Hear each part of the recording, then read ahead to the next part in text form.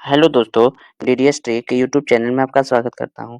हम लोग यहाँ पे क्लास 9th का विज्ञान का पहला चैप्टर है, जो केमिस्ट्री का पार्ट पहला चैप्टर है, उसी को पढ़ने वाले हैं। हमारे आसपास के पदार्थ हैं। ये 2 वीडियो हम पढ़ा चुके हैं, तीसरा वीडियो है, ये तीसरा पार्ट तीसरा है, ठीक? हम लोग पदार्थ के बारे में पढ़ चुके हैं, पदार्थ क्या होता है, पदार्थ के कितने पार्ट होते हैं, पदार्थ को कितने भागों में बाँटा गया है, तो 3 भागों में ठोस, द्रव और गैस। ये तीनों के पार्ट पढ़ चुके हैं, इनका परिभाषा और इनके गुण भी पढ़ चुके हैं, इनका एग्ज़ाम्पल भी। ये तीनों के इस तरह से डिटेल में पढ़ चुके हैं हम लोग। आज हम लोग पदार्थ को प्रभावित करने वाले कारक को देखने वाले हैं, ठीक? आज क्लास खत्म हो जाएगा केमिस्ट्री का, पहला चैप्टर वाला। चलिए हम लोग देखते हैं, इसको बड़ा कर देते हैं भाई। चलिए देखते हैं, पदार्थ की अवस्था को प्रभावित करने वाले कारक। प्रभावित करने वाले मतलब इस पे पदार्थ की अवस्था को पदार्थ की अवस्था कौन-कौन होती है? तो पदार्थ 3 गो होता है, ठोस, द्रव और गैस, ठीक? तो तीनों को प्रभावित करने वाले कारक कौन-कौन है? तो प्रभावित करने वाले कारक 2 है, एनसीईआरटी में लिखा हुआ है पदार्थ को प्रभावित करने वाले कारक 2 है, पहला है तापमान और दूसरा है दाब। पहला तापमान, दूसरा है दाब, ठीक? तो याद रखिएगा, ये पूछता है ऑब्जेक्टिव में। अगर तापमान परिवर्तन करेंगे तो पदार्थ में क्या प्रभाव डालेगा, ये देखने वाले हैं, ठीक? तो सबसे पहले इनका डेफिनेशन तापमान होता क्या है, इसके बारे में जानकारी ले लेते हैं, ठीक? किसी भी वस्तु को गर्म या ठंडा होने की मात्रा किसी भी वस्तु को गर्म या ठंडा होने की मात्रा को क्या कहते हैं? तापमान कहते हैं, ठीक? कणों की गतिज ऊर्जा के मापांक को तापमान कहते हैं। अगर कणों की गतिज ऊर्जा कितना गति से प्रवाहित हो रहा है, उन्हीं को मापांक को क्या कहते हैं? गतिज ऊर्जा कहते हैं। जिनका तापमान कम होता है, वह ठंडा होती है। जिनका तापमान कम होगा, वह ठंडा होगा और जिनका तापमान अधिक होगा, वह क्या होती है? गर्म, ठीक? जिनका तापमान कम होगा, वह ठंडा होती है और जिनका तापमान अधिक होगा, तो वह गर्म होता है, ठीक? अगला है कि यदि कण की गति तेज हो तो यदि कण की गति तेज मतलब वो अगर तेज हो जाता है तो उसका तापमान क्या चीज होगा? तो अधिक होगा। जब कण अधिक प्रवाहित हो रहा है तो तापमान अधिक यानी तापमान अधिक देंगे तभी ना कण प्रवाहित अधिक तेज होगा, ठीक? यदि कण की गति धीमी हो तो उसका तापमान कम होगा। यदि कण की गति धीमी तो उसका तापमान कम होगा। जब तापमान कम होगा तो गति कम होगी, ठीक? तो बर्फ जैसे में कि बर्फ में कणों की गति धीमी होती है। बर्फ में कणों की गति धीमी होती है इसलिए तापमान कम होता है। जब तापमान कम होगा तो ये गति धीमी होती है, ठीक? दूसरा एग्जांपल हो उबलते पानी में कणों की गति बहुत तेज होती है इसलिए तापमान अधिक होता है। उबलते पानी में कणों की गति बहुत तेज होती है, तो जिसका तापमान अधिक होगा उसका गति वही तेज होता है, ठीक? नोट में है कि तापमान देने पर कणों के बीच आकर्षण बल कमजोर हो जाता है। जब ताप देंगे तो उनके बीच जो आकर्षण बल रहता है, आकर्षण बल लगा रहता है, जुड़ा रहता है आकर्षण बल से, तो वह क्या हो जाएगा? तो टूट जाएगा यानी कमजोर हो जाएगा, ठीक? तथा तापमान देने पर कणों के बीच आकर्षण बल क्या हो जाती है? तो कमजोर हो जाती है। क्या हो जाती है? कमजोर, ठीक? तो पानी अब देख लेते हैं पानी को प्रभावित करने वाले पानी अगर 0 डिग्री सेल्सियस पर गर्म करेंगे तो क्या होगा और 100 डिग्री सेल्सियस पर गर्म करेंगे तो क्या होगा? तो बर्फ को 0 डिग्री सेल्सियस पर गर्म करने पर क्या बन जाती है? तो पानी बन जाता है, ठीक? 0 डिग्री सेल्सियस पर गर्म करने पर क्या बनती है? पानी। अब यदि पानी को 100 डिग्री सेल्सियस पर यदि पानी को 100 डिग्री सेल्सियस पर उबालते हैं तो क्या बन जाती है? जल वाष्प। जल वाष्प मतलब भाप, ठीक ना? तो जल वाष्प बन जाता है यानी भाप बन जाता है यानी 100 डिग्री सेल्सियस पर गरम करेंगे ना यानी उबालेंगे, गरम करेंगे तो पानी को 100 डिग्री सेल्सियस पर गरम करेंगे तो क्या बनेगा? जल वाष्प बन जाता है, ठीक? अगला देख लेते हैं। अगला देख लेते हैं, ताप या तापमान का ऐसी मात्रक क्या होता है? ऐसी मात्रक केल्विन होता है। क्या होता है? केल्विन जिसको का से डिनोट किया जाता है के से, ठीक? तो ताप या तापमान का ऐसी मात्रक केल्विन होता है, ठीक? 0 डिग्री सेल्सियस बराबर 273.15 केल्विन, ठीक? 273.15 केल्विन ये याद रखिएगा, ठीक? अगर 100 डिग्री सेल्सियस रहेगा तब 100 डिग्री सेल्सियस तब 273 में 100 जोड़ दिया तब 373.15 केल्विन हो जाएगा, ठीक? जब सेल्सियस को केल्विन में बदला जाता है, बदलने के लिए 373 में 100 जोड़ दिया जाता है, ठीक? केल्विन में आ जाता है, ठीक? तो अगला देख लेते हैं कि गलनांक। गलनांक माने मेल्टिंग पॉइंट में गलनांक, ठीक? न्यूनतम ताप पर ठोस पिघलकर द्रव बन जाता है, जिसे गलनांक कहते हैं। न्यूनतम ताप पर, ठीक, जितना ज़रूरी रहता है, लोहा के तापमान कितना ज़रूरी रहता है उस पे। जैसे में बर्फ़, बर्फ़ का कितना ज़रूरी रहता है, बर्फ़, बर्फ़ का तापमान कितना है, तो 0 डिग्री सेल्सियस पर रहता है, ठीक। अब पानी का उबलना कितना रहता है, तो ये 100 डिग्री सेल्सियस रहता है, याद रखना, ठीक। तो वही न्यूनतम ताप पर ठोस पिघलकर द्रव बन जाना क्या कहलाता है, गलनांक कहलाता है। क्या कहलाता है, गलनांक। आगे देख लेते हैं कि बर्फ को पानी में बदलना ही क्या कहलाता है, बर्फ को पानी में बदलना क्या कहलाता है, गलन कहलाता है। गलन या कहो संगलन, गलन या संगलन कह सकते हो, ठीक। गलन को इंग्लिश में मेल्टिंग और संगलन को इंग्लिश में फ्यूजन, ठीक है। अगला देख लेते हैं बर्फ। बर्फ का गलनांक क्या है, बर्फ का गलनांक कितना होता है, बर्फ का गलनांक 273.15 केल्विन, 273.15 केल्विन। इसी को कहते हैं 0 डिग्री सेल्सियस। अगर सेल्सियस में पूछेगा तो 0 डिग्री सी लिखना, ठीक। अगला है क्वथनांक किसे कहते हैं, क्वथनांक इंग्लिश में बोलते हैं बॉइलिंग पॉइंट। इंग्लिश में क्या बोलते हैं, बॉइलिंग पॉइंट। वायुमंडलीय दाब पर वह तापमान जिस पर द्रव उबलने लगता है, ठीक। वायुमंडलीय दाब पर वह तापमान जिस पर द्रव क्या होने लगती है, उबलने लगती है, ठीक। तो उसी को काची कहते हैं, क्वथनांक कहते हैं, ठीक। तो क्वथनांक किसे कहते हैं कि वायुमंडलीय दाब पर वह तापमान जिस पर द्रव उबलने लगता है, ठीक, उसे क्वथनांक कहते हैं। जल का क्वथनांक तो 373 केल्विन, 373 केल्विन या 100 डिग्री सेल्सियस। 373 केल्विन बोलो या 100 डिग्री सेल्सियस बोलो, ठीक, एक ही बात है। अगला देख लेते हैं कि ऊर्ध्वापातन है, ठीक। ऊर्ध्वापातन किसे कहते हैं, इंग्लिश में सब्लिमेशन। तो द्रव में परिवर्तन हुए बिना ठोस अवस्था से सीधे गैस में, ठोस अवस्था से सीधे गैस में, ठोस अवस्था से सीधे गैस में, बिना पानी में बनले, ठीक, बिना द्रव में परिवर्तन किए हुए ठोस से सीधे गैस में बदलने की प्रक्रिया को क्या कहते हैं, ऊर्ध्वापातन कहते हैं, ठीक। जैसे में कपूर हो गया है, नेफ्थलीन हो गया, अमोनिया क्लोराइड एक है, अमोनिया क्लोराइड, आयोडीन हो गया है, ठीक। अगला देख लेते हैं गैस से गैस से सीधे ठोस में बदलने की प्रक्रिया को क्या कहते हैं, गैस है, अगर गैस से सीधे ठोस में बदलेंगे तो उसको क्या कहते हैं, निक्षेपण कहते हैं। क्या बोलते हैं, निक्षेपण, इंग्लिश में डिपोजिशन। गैस से सीधे ठोस में बदलने की प्रक्रिया को निक्षेपण कहते हैं, इंग्लिश में डिपोजिशन कहते हैं, डिपोजिशन। अगला है निक्षेपण। ये देखो, निक्षेपण का उल्टा क्या होता है, ऊर्ध्वपातन। तो निक्षेपण ऊर्ध्वपातन की विपरीत प्रक्रिया है। निक्षेपण ऊर्ध्वपातन की कैसी प्रक्रिया है, विपरीत, ठीक। ऊर्ध्वपातन में ठोस से सीधे गैस में बदलता है, तो यह गैस से सीधे कांच में बदलती है, ठोस में बदलती है, याद रखिएगा ये सब, ठीक। अगला देख लेते हैं। दूसरा पार्ट है, ये वाला ताप वाला खत्म हो। पहला था कि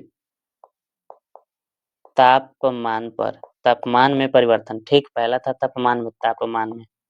तापमान में क्या-क्या परिवर्तन। अब दूसरा है दाब में परिवर्तन करेंगे तो पदार्थ में क्या परिवर्तन होगा, ठीक। दूसरा दाब में परिवर्तन करेंगे, तो देख लेते हैं दाब किसे कहते हैं, पहले ये देख लेते हैं, जानकारी ले लेते हैं। दाब किसे कहते हैं, तो किसी किसी सतह के प्रति इकाई क्षेत्रफल पर, काची, प्रति इकाई क्षेत्रफल पर, ठीक, लगने वाले बल को दाब कहते हैं। किसी सतह यानी किसी एक ये सतह है, ठीक, इस पे प्रत्येक अंक कोई एक ये पर यहाँ पे इस वस्तु पर बल लगाएंगे तो उसी को काची कहते हैं, दाब कहते हैं, ठीक, प्रेशर कहते हैं, ठीक। जितना बल लगाएंगे उसी को कहते हैं, इस वस्तु पर जितना बल लगाएंगे उसी को काची कहते हैं, दाब कहते हैं, उसी को काची कहते हैं, दाब, ठीक। दाब को क्या से डिनोट किया जाता है, पी से। पी बराबर एफ बटा ए होता है, पी बराबर एफ बटा ए। तो एफ बटा ए, एफ पी दाब है, एफ पी पी दाब है और एफ बल है और ए क्षेत्रफल है, ठीक। याद रखिएगा कि दाब का ऐसे मात्रक क्या होता है, पास्कल होता है, दाब का ऐसे मात्रक पास्कल होता है। एटीएम किसका ऐसे मात्रक है, तो वायुमंडलीय दाब का, वायुमंडलीय दाब का ऐसे मात्रक का, वायुमंडलीय वायुमंडलीय दाब का, वायुमंडलीय दाब का ऐसे मात्रक क्या है, तो एटीएम है, ठीक। एटीएम को कहते हैं एटमॉस्फेयर, एटमॉस्फेयर, एटीएम को क्या कहते हैं? एटमॉस्फेयर। ठीक है, आगे देख लेते हैं। दाब के बढ़ने और तापमान घटने से, दाब के बढ़ने और तापमान घटने से क्या होती है? तो गैस द्रव में बदल जाता है। गैस क्या में बदल जाता है? द्रव में। ठीक, तो अगर दाब देंगे, अगर दाब अधिक देंगे और तापमान कम करेंगे तो गैस द्रव में बदल जाता है। ठीक, अब आगे है कि ठोस CO2 को, ठोस CO2 को क्या कहते हैं? शुष्क बर्फ कहते हैं। ठोस CO2 को शुष्क बर्फ कहते हैं। इंग्लिश में इसको बोलते हैं ड्राई आइस, ड्राई आइस। तो शुष्क बर्फ किसको कहते हैं? तो CO2 को, शुष्क बर्फ CO2 को। ठीक, आगे देख लेते हैं। यही दाब, यही पढ़े हैं, दाब परिवर्तन, दाब परिवर्तन का प्रभाव। ठीक, दूसरा है दाब के बढ़ने और तापमान घटने से गैस द्रव में बदल सकता है। दाब के बढ़ने और तापमान घटने से गैस द्रव में बदल सकती है। ठीक, यही बताए हैं, लिख दिए हैं। यह सब एनसीईआरटी पर आधारित रहेगा। जितना हम पढ़ाते हैं यह सब एनसीईआरटी का ही रहता है। ये सब एनसीईआरटी, यही वाला इसी 9th के बुक का है। ठीक, अगला है, यही है कि ठोस, ठोस कार्बन डाइऑक्साइड यानी CO2 को शुष्क बर्फ कहते हैं। शुष्क बर्फ किसको कहते हैं? CO2 को। ठीक, तो आप देखो कि तीनों अवस्थाओं में पदार्थ का अंतरारूपण, माने 3 गो अवस्था, ठोस, द्रव और गैस, तीनों अवस्था है। अंतरारूपण मतलब एक रूप से दूसरे रूप में परिवर्तन। ठीक, तो अगर ठोस से द्रव में परिवर्तन होगा तो क्या कहलाता है? तो संगलन कहलाता है। क्या कहलाता है? संगलन। ठोस से द्रव में परिवर्तन होता है तो क्या कहलाती है? संगलन। क्या कहलाती है? संगलन। और यदि द्रव से ठोस में परिवर्तन होगा तो उसको जमना, उसको क्या कहते हैं? जमना। यही ठोस से यदि यही द्रव से गैस में परिवर्तन होगा, द्रव से गैस में परिवर्तन होगा तो उसको कहते हैं वाष्पीकरण। ठीक, द्रव से गैस में परिवर्तन होगा उसको वाष्पीकरण, और गैस से द्रव में बन जाएगा उसको संघनन कहते हैं। अब आगे ठोस को सीधे गैस में बदलेंगे तो उसको क्या कहते हैं? ऊर्ध्वपातन। उसको ठोस से गैस में बदलेंगे तो ऊर्ध्वपातन कहते हैं। गैस से ठोस में बदलेंगे उसको भी ऊर्ध्वपातन कहते हैं यहाँ पे। लेकिन इसको निक्षेपण भी बोलते हैं। ठीक है, निक्षेपण याद रखिएगा, लेकिन लिखा हुआ नहीं है इसलिए हम लिख दिए हैं, आगे नीचे पढ़ाएंगे तो। ठीक, तो निक्षेपण यानी गैस से ठोस में बदलेगा उसको ऊर्ध्वपातन कहेंगे। जैसे में कपूर है, कपूर हो गया है, ठीक, ठोस है, उसको गैस में बदलेंगे उसको ऊर्ध्वपातन कहते हैं। जैसे में है कपूर, कपूर को अगर जलाएंगे कपूर को तो सीधे गैस में बदल जाता है। ठीक, तब फिर गैस से फिर ठोस में आता है। तो अगर गैस से ठोस में आता है तो उसको भी ऊर्ध्वपातन कहते हैं। और निक्षेपण भी बोलते हैं, निक्षेपण, निक्षेपण। ठीक, निक्षेपण जस्ट उल्टा होता है, ऊर्ध्वपातन के उल्टा होती है। ठीक ना। अब इसी को डिटेल में हम लिख रहे, देखो यहाँ पे प्रश्न था कि तापमान को सेल्सियस में बदल ले। सेल्सियस मतलब 300 केल्विन है, 300 केल्विन है, इसको सेल्सियस में कितना होगा? तो 273 रहता, 273.15। ये देखो कि इससे कितना अधिक है। ठीक, एकरा में 300 में से 300 केल्विन में से 273.15 केल्विन घटाकर देख लीजिए कितना सेल्सियस बच रहा है। जितना सेल्सियस बचेगा वही सेल्सियस में आता है। ठीक, तो ये भी दोनों ये एक ही क्वेश्चन है। ठीक ना। अब देखो तापमान पर जल की भौतिक अवस्था क्या होती है? तापमान पर जल की भौतिक अवस्था क्या होती है? देखो 250 सेल्सियस है, 250 है, 250 सेल्सियस है। तो 250 याद है ना कि 100 डिग्री सेल्सियस पर क्या होता है? हमारा द्रव पिघलने लगता है, माने वाष्प होने लगता है, वाष्पीकृत होने लगता है। तो 200 तो 200 100 से बेसी ना, 250 यानी 150 बेसी है, यानी ये क्या हो जाती है? तो गैस बन जाएगा, वाष्प बन जाएगा, काच बन जाएगा, वाष्प बन जाता है। ये क्या बन जाता है? वाष्प बन जाएगा। ठीक ना। अब ये देखो 100 डिग्री सेल्सियस पर, 100 डिग्री सेल्सियस पर अगर ये 100 डिग्री सेल्सियस है तो उसमें भौतिक अवस्था में क्या परिवर्तन होगा? तो वह जल भी हो सकता है, जल रहेगा या वाष्प, कहते वाष्प हो करके उड़ने लगेगा। ठीक, तो वह स्टार्टिंग पॉइंट रहेगा। ठीक ना, जल का स्टार्टिंग पॉइंट है, जल रहेगा शुरू में जल रहेगा, लेकिन कुछ समय के बाद वाष्पीकृत होना शुरू हो जाएगा 100 डिग्री सेल्सियस पर। ठीक ना, आगे देख लेते हैं। पदार्थ की अवस्था में रूपांतरण, पदार्थ की अवस्था में रूपांतरण, इसको उसी को ये लिख करके हम लाए हैं। ठीक ना। पदार्थ की अवस्था में रूपांतरण पहला है कि जब ठोस से द्रव में बदलना क्या कहलाता है? तो संगलन कहलाता है। संगलन ठोस से द्रव में बदलता है। अगर ठोस से द्रव में बदलेगा तो संघनन कहलाता है। अगर द्रव से ठोस में एक जस्ट उल्टा रहेगा तो जम जाएगा, जमना कहलाता है। अगर द्रव है उसको द्रव, जैसे में पानी है, पानी को ठोस में बदलेंगे, ठोस हो जाता है, जैसे में बर्फ हो जाता है, बर्फ हो जाएगा उसको जमना कहते हैं। बर्फ जम जाता है इसी को जमना कहते हैं, ठीक।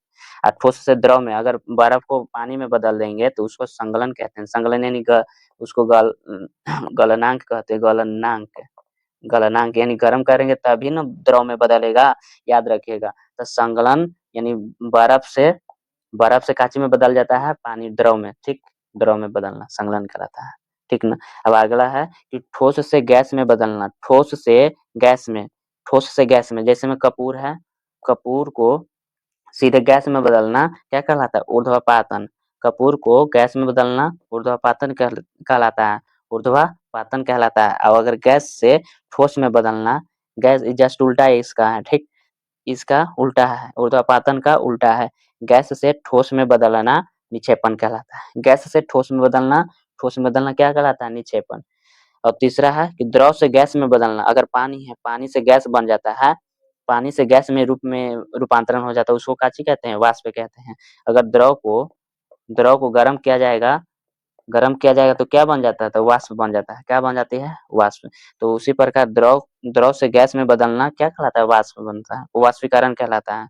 गैस से द्रव में बदलना, गैस से द्रव में बदलना संघनन कहलाता है, गैस से द्रव में। ठीक है, यहाँ तक समाप्त हो गया है। क्लास नाइन्थ का पहला चैप्टर समाप्त हो गया है, ठीक। क्लास नाइन्थ का पहला चैप्टर समाप्त हो गया है। आज कल हम लोग इसका ऑब्जेक्टिव देखेंगे, ठीक ना। ठीक। अगर आपको समझ में आया है या ना आया है, ये कमेंट बॉक्स में जरूर दे दीजिएगा, ठीक। कमेंट बॉक्स में लिख दीजिएगा कि यह समझ में आया है कि नहीं आया है, कैसा पढ़ाए हैं, कैसा ना पढ़ाए हैं, कमेंट में लिख दीजिएगा, ठीक। तब वीडियो देखने के लिए धन्यवाद।